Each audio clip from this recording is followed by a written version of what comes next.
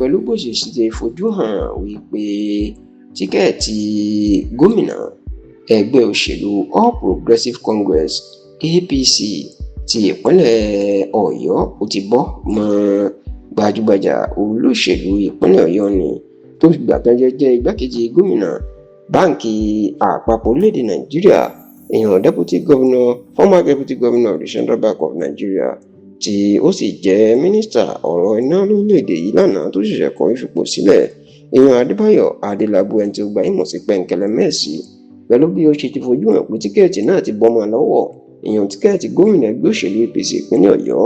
níṣe ni ó dàbí pé bàbá náà ó mà sì ní ìrètí báyìí o tí agbẹnusọ ẹ̀ tó sì ti tú àṣírí tó ti kéde wípé àwọn ò tíì sọ ìrètí náà àti wípé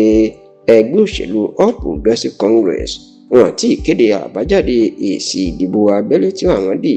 àti pé wọn àti ìfòǹtẹ̀lù ẹnikẹ́ni tàbí kéde wípé ẹni báyìí ni olùdíje àwọn fún ipò gómìnà ìpínlẹ̀ Ọ̀yọ́ ní ọdún tí ó ń bọ̀.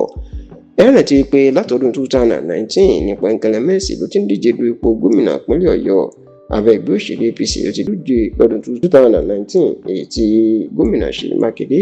tí ó fẹ̀yìn ẹ̀ janlẹ̀ nígbà tó tún lọ́dún 2023 kò rí tíkẹ́ẹ̀tì ẹgbẹ́ òṣèlú APC gbà. Eléyìí ló jẹ́ kí ó fò fẹ̀rẹ̀ kó gba ẹgbẹ́ òṣèlú Accord Party lọ ṣùgbọ́n gómìnà Ṣèyí Mákindé ó tún náà tó sì jẹ́ pé ní báyìí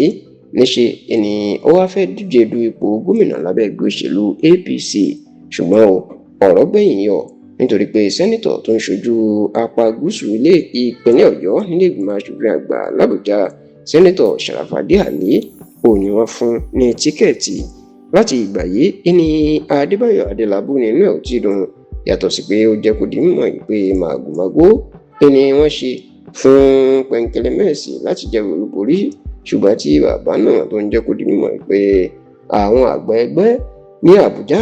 èyí tó ń pè ní national leadership kò tí ì kéde ẹni tí ó jáwé olúborí nínú ètò ìdìbò gómìnà ìpínlẹ̀ APC abẹ́lé tàwọn ní ìpínlẹ̀ Ọ̀yọ́ tó sì jẹ́ kó di mímọ̀ pé nígbà tí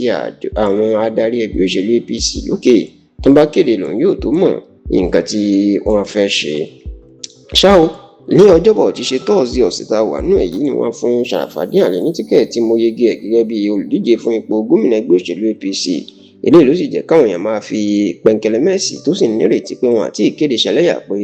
ọ̀kẹ́rẹ́ ti gorí ìrókò ọjọ́ ọdẹ ti dá o ṣùgbọ́n nígbà tó ń sọ̀rọ̀ agbẹnusọ Pẹ̀nkẹ́lẹ́ Mẹ́ẹ̀sì ọ̀gbẹ́ni Fẹ́mi Awúgbọ̀rọ̀ ó jẹ́ kó di mọ̀ pé kò sóòótọ́ ń bẹ̀ o ó ní kò sẹ́ni tí ó ti kéde Sharafaddy Ali ó ní gbogbo ìtàwọn èèyàn rí tán fún níwèé ẹ̀rí yẹn ó ní irọ́ ni ó ní àwọn adarí ẹgbẹ́ òṣèlú àwọn l'Àbújá ò tí ì kéde wọn sì ti sọ̀rọ̀ ẹni tó gba tíkẹ́ẹ̀tì rárá àti rárá.